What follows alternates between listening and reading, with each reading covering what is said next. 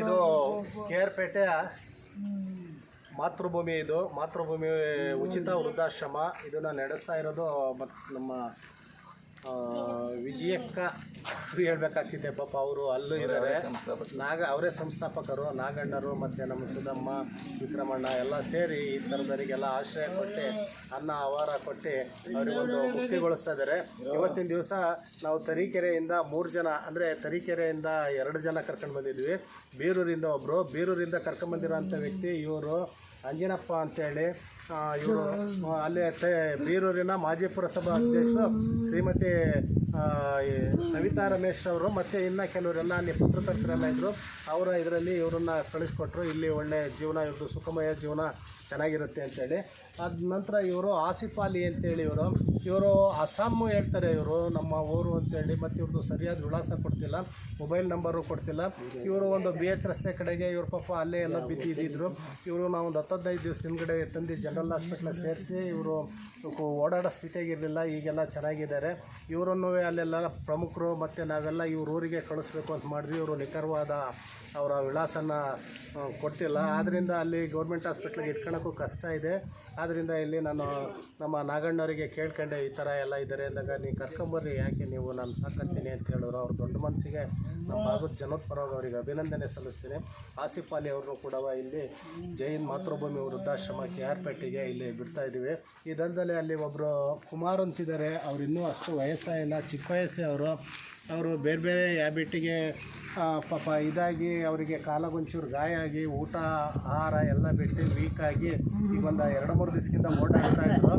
ನಾವೆಲ್ಲ ಹಾಸ್ಪಿಟ್ಲಿಗೆ ಸೇರಿಸಿ ಅವರು ಗ್ಲುಕೋಸ್ ಎಲ್ಲ ಹಾಕಿದ್ವಿ. ಈಗ ಬಂದಿರೋದಕ್ಕೆ ಸ್ವಲ್ಪ ಸುಸ್ತಾಗಿರೋದಕ್ಕೆ ಅವರು ಓಡಾಟ ಮಾಡ್ತಿಲ್ಲ. ಅವ್ರ ಬಗ್ಗೆನೂ ನಾಗಣ್ಣರಿಗೆ ಹೇಳಿದಾಗ ಅವರು ಕೂಡ ಕರ್ಕೊಂಬರ್ರಿ, ನಾನು ಸೇರಿಸ್ಕೊತೀನಿ ಅಂತಂದರು. ಅವರ ಸಮಾಜದ ಜಿಲ್ಲಾ ಅಧ್ಯಕ್ಷರು ಮತ್ತು ಮಾಜಿ ಪುರಸಭಾ ಅಧ್ಯಕ್ಷರಾದಂಥ ಮಲ್ನಾಡ್ ನಾಗರಾಜ್ರವರು ಅವ್ರು ಕರ್ಕೊಂಡೋಗೋಕ್ಕೆ ಭಾರಿ ಹೇಳಿದ್ರು. ಇಲ್ಲಿಗೆ ಮಾತೃಭೂಮಿ ವೃದ್ಧಾಶ್ರಮಕ್ಕೆ ನಾನೊಂದು ಬಾರಿ ಇಲ್ಲಿಗೆ ಬರ್ತೀನಿ ಅಂತಲೂ ಕೂಡ ಹೇಳಿದ್ದಾರೆ. ಅವ್ರನ್ನ 3 ಜನನೂ ಇಲ್ಲಿಗೆ ಕರ್ಕೊಂಡು ಬಂದು ಇವತ್ತು ನಾವು ಬಿಡ್ತಾಯಿದ್ದೀವಿ. ನಮಸ್ತೆ, ನಾನು ನಾಗಣ್ಣ ಜೈನ್ ಅಂತ. ಮುಂಜಾನವರು ತುಂಬ ಅವ್ರ ಬಗ್ಗೆ ಏನೋ ಹೇಳೋದಕ್ಕೆ ನಾವು ಇಷ್ಟಪಡಲ್ಲ. ಹೂವಿನಿಂದ ನಾರು ಸ್ವರ್ಗಕ್ಕೋಯ್ತು ಅನ್ನಂಗೆ ಅವ್ರು ತುಂಬ ಆಸರೆ ಇಲ್ದವ್ರಿಗೆ ಆಸರೆ ಆಗ್ತಾಯಿದ್ದಾರೆ. ತರೀಕೆರೆ ಭಾಗದ ಸುತ್ತಮುತ್ತ ಭಾಗದ ಎಲ್ಲರೂ ಯಾರೇ ಆಸರೆ ಇಲ್ದವರು, ಯಾರೇ ಕಷ್ಟದಲ್ಲಿರಲಿ, ಮಂಜಣ್ಣವ್ರಿಗೆ ಫೋನ್ ಮಾಡಿ, ಅನ್ನೋರೇ ಯಾರೋ ಒಬ್ರು ಇದ್ದಾರೆ ನಿರ್ಗತಿಕರು, ಆಸರೆ ಇಲ್ದವರು, ದಯವಿಟ್ಟು ಅವ್ರಿಗೊಂದು ಏನಾದ್ರು ದಾರಿ ತೋರಿಸಿ ಅಂದಾಗ ಅವ್ರು ಸೀದಾ ನಮ್ಮ ಮಾತೃಭೂಮಿ ಉಚಿತ ವೃದ್ಧಾಶ್ರಮಕ್ಕೆ ಕರ್ಕೊಂಬಂದು ಬಿಡ್ತಾರೆ. ನಮ್ಮ ಆಶ್ರಮವೂ ಅಷ್ಟೇ, ರಾಜ್ಯದ ನಾನಾ ಮೂಲೆಯಿಂದಲೂ ಸಹ ನಮ್ಮ ವೃದ್ಧಾಶ್ರಮಕ್ಕೆ ಕರ್ಕೊಂಬಂದು ಬಿಡ್ತಾವ್ರೆ. ನಾವು ಯಾರನ್ನು ಬೇಡ ಅನ್ನಲ್ಲ. ಇವಾಗ ನಾವು ಸೇವೆಗಾಗಿ, ಸಮಾಜಕ್ಕಾಗಿ ಒಂದು ದೇವದೇಶದಿಂದ ಒಂದು ಆಶ್ರಮ ಮಾಡಿದ್ದು ನಾವು. ಇವ್ರನ್ನ ಏನು ಗೊತ್ತಾ, ಈಗ ವಸುದೇವ ಕುಟುಂಬ ನಶಿಸಿ ಹೋಗ್ತಾ ಇದೆ.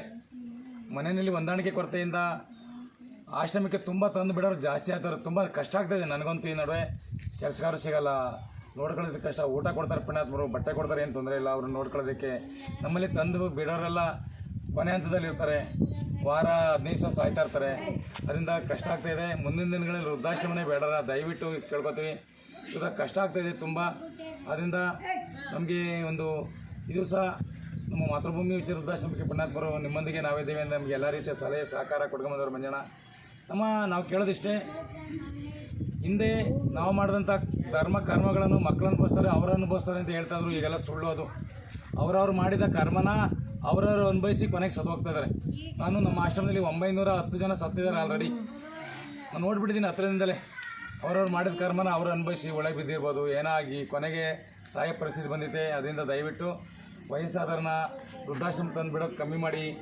ನಾವು ಮುಂದಿನ ದಿನಗಳು ಮುಚ್ಚಬೇಕು ಅಂತ ಇದ್ದೀವಿ. ಕಷ್ಟ ಆಗ್ತಾಯಿದೆ, ಮೇಂಟೈನ್ ಮಾಡೋದು ಕಷ್ಟ. ನಾವು ಮುಂಚೆ ನಾನು ಸರ್ವೆ ಡಿಪಾರ್ಟ್ಮೆಂಟಲ್ಲಿ ಒಂದು 80,000 ಸಂಬಳ ಬರೋದು. ಸಂಬಳದಲ್ಲಿ ಹೆಂಗೆ ಮೇಂಟೈನ್ ಮಾಡ್ಕೊಡೋದೇ 150 ಜನ. ಈಗ ರಿಟೈರ್ಡ್ ಆಗಿದ್ದೀವಿ. ಒಂದು 36,000 ರೂಪಾಯಿ ಸಂಬಳ ಬರುತ್ತೆ. ಇದಕ್ಕೆ 22,000, ಚಂದ್ರಬಣ್ಣದ 12,000. ತುಂಬ ಬಾಡಿಗೆ ಕಟ್ಟೋಕ್ಕೆ ತುಂಬ ಕಷ್ಟ ಆಗ್ತಾಯಿದೆ. ಕೆಲಸಗಾರರು ಸಿಗೋಲ್ಲ, ಅದರಿಂದ ಕಷ್ಟ ಆಗುತ್ತೆ. ನಾವು ಯಾರಿಗೂ ಕೊಟ್ಬಿಟ್ಟಿಲ್ಲ. ಯಾರನ್ನಾರ ಕೊಡಿ, ಅದು ಕೊಡಿ ಅಂತ. ನಾನು 15 ವರ್ಷ ಆಯಿತು ಆಶ್ರಮದಕ್ಕೆ, ನಮ್ಮ ವೃದ್ಧಾಶ್ರಮಕ್ಕೆ ಬಟ್ಟೆ ಕೊಡಿ, ದುಡ್ಡು ಕೊಡಿ ಅಂತ ಎಲ್ಲೂ ಹೋಗ್ತಾ ಇಲ್ಲ. ಆದ್ರೂ ತುಂಬ ಸಹಾಯ ಮಾಡ್ತಾರೆ. ಎಲ್ಲರಿಗೂ ಚಿರಋಣಿ ಆಗ್ತೀನಿ. ಮುಂದಿನ ದಿನಗಳಲ್ಲಿ ನಾನು ವೃದ್ಧಾಶ್ರಮ ಮುಚ್ತಾ ಇದ್ದೀನಿ. ಕಷ್ಟ ಆಗುತ್ತೆ, ಮೇಂಟೈನ್ ಮಾಡೋಕ್ಕೆ ಆಗ್ತಾಯಿಲ್ಲ. ದಿನ ಜಾಸ್ತಿ ಆಗ್ತಾರೋ ತಂದುಬಿಡೋರು. ಅದ್ರ ಬದಲು ನಾವೆಲ್ಲರೂ ಒಂದು ಫ್ರೀ ಸ್ಕೂಲು, ಮಕ್ಕಳಿಗೆ ಎಜುಕೇಷನ್ನು LKG 10ನೇ ತಾರೀಕು ತನಕ ಇಂಗ್ಲೀಷ್ ಮೀಡಿಯಮ್ ಕನ್ನಡ ಸ್ಕೂಲ್ ಎಲ್ಲರೂ ಸ್ಕೂಲ್ನ ಒಂದು ಸ್ಕೂಲ್ ಮಾಡಿ ಆ ಮಕ್ಳಿಗೆ ವಿದ್ಯಾಭ್ಯಾಸ ಕೊಟ್ಟರೆ ಮುಂದೆ ದಿನ ಹೆಲ್ಪ್ ಆಗುತ್ತೆ. ಆಶ್ರಮ ಇದ್ದರೆ ಇನ್ನೂ ತಂದುಬಿಡೋರು ಜಾಸ್ತಿ ಆಯ್ತವ್ರೆ ಅಂತ ಕೇಳ್ಕೊಂಡು ನಾಗಣ್ಣ ಜಯಂದು ಹೇಳ್ತೀನಿ. ನಾವು ಇರೋ ತನಕ ನಿಮ್ಮಲ್ಲಿ ನಿರ್ಗತಿಕರು ಆಸರಿಲ್ದರು ಯಾರಿದ್ರೂ ಕಳಿಸ್ಕೊಡಿ. ಆದಷ್ಟು ನಾವು ಇರೋ ತನಕ ಎಷ್ಟು ದಿನ ಆಗುತ್ತೋ ಅಷ್ಟು ದಿನ ಅವ್ರಿಗೆ ಅನ್ನೋದ್ರಣ ತಿಳಿಸ್ತೀವಿ. ಒಳ್ಳೆಯದಾಗಲಿ ಮಂಜಣ್ಣವ್ರಿಗೆ. ಆ ಭಾಗದ ತರೀಕೆರೆ ಭಾಗದ ಇರ್ಬೋದು, ಕಡೂರು ಇರ್ಬೋದು, ಅಜ್ಜಂಪುರ ಇರ್ಬೋದು, ಭದ್ರಾವತಿ ಇರ್ಬೋದು, ಬೀರೂರು, ಕಡೂರು ಆ ಕಡೆ ಎಲ್ಲರೂ ಸಹ ತುಂಬ ಮಂಜಣ್ಣಗೂ ಸಹಾಯ ಮಾಡ್ತಿದ್ದಾರೆ, ನಮಗೂ ಸಹಾಯ ಮಾಡ್ತಿದ್ದಾರೆ. ಅವ್ರಿಗೆ ಚಿವರಣೆ ಆಗ್ತೀನಿ. ಒಳ್ಳೆಯದಾಗಲಿ. ನಮಸ್ಕಾರ.